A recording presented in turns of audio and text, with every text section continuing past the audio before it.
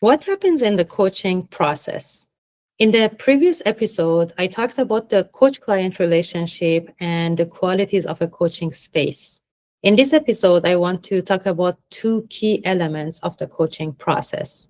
Hi, I'm Zhaleh and I'm a career reinvention coach. I work with mid-career STEM professionals in architecture, engineering, tech, and related fields who are at a point in their career where they feel a sense of stagnation and are considering creating their own career path that is more aligned with their values and interests at this point in their lives. I support them in taking the first steps toward this transition.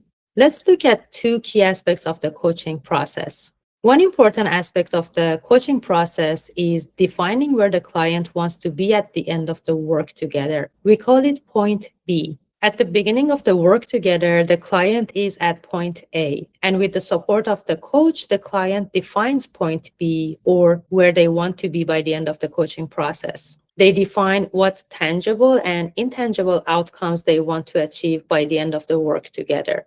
An example of a tangible outcome could be, I want to have a website set up by the end of the coaching process. An example of an intangible outcome could be, I want to feel more confident in myself by the end of the work together. In the first few sessions, the coach and the client spend time defining point B, its qualities and the milestones involved for the whole coaching process, so that in the following sessions, they both know what they are working toward. After defining point B, the focus shifts to discovering all the reasons the client hasn't reached point B on their own. They start digging deeper and deeper to work through the fearful voices and anything that is in the way of reaching point B. At the end of each session, the coach checks in to see where the client is in relation to point B so that the progress can be tracked. Usually, when people come to coaching, they are desiring change, but they also feel stuck. Some people are clear about the change they want, about their point B. Others may not have that clarity, but they know they are not happy with the status quo. The process of defining point B for the coaching process brings a lot of clarity for both groups. So defining point B is one of the main characteristics of the coaching process.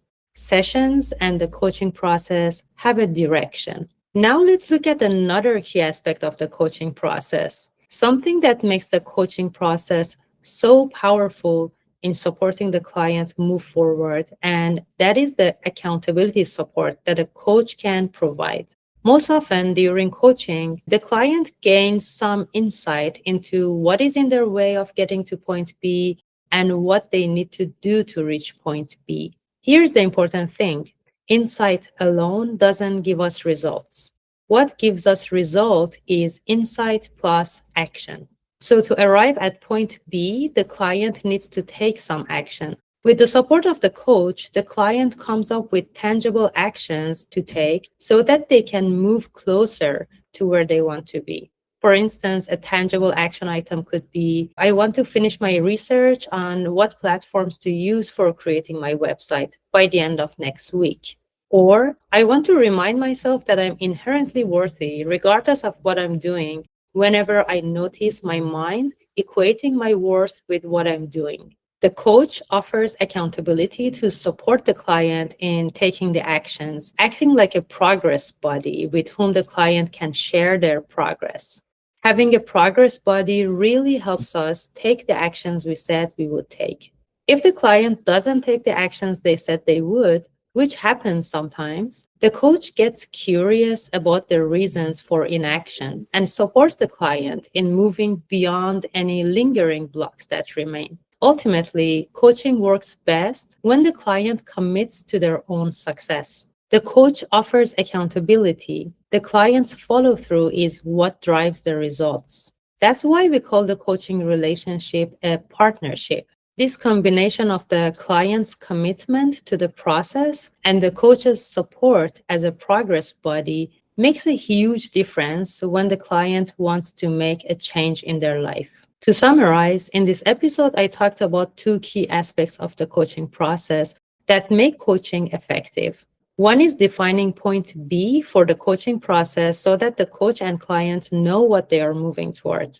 The other key aspect of the coaching process is defining tangible action steps to move closer to point B. I talked about the importance of the client committing to their own success for the coaching process to be effective, and how the coach can act as a progress buddy or an accountability partner to support the client in staying on track. If you enjoyed this episode, then I'd love to support you. This is exactly what I help people with as a career reinvention coach. If you'd like to talk about where you are now, where you want to be, and learn how I can support you, click the link in the description to book a 1-hour complimentary consultation call. Subscribe so you don't miss future episodes, and please share this with anyone who may need it. Thank you.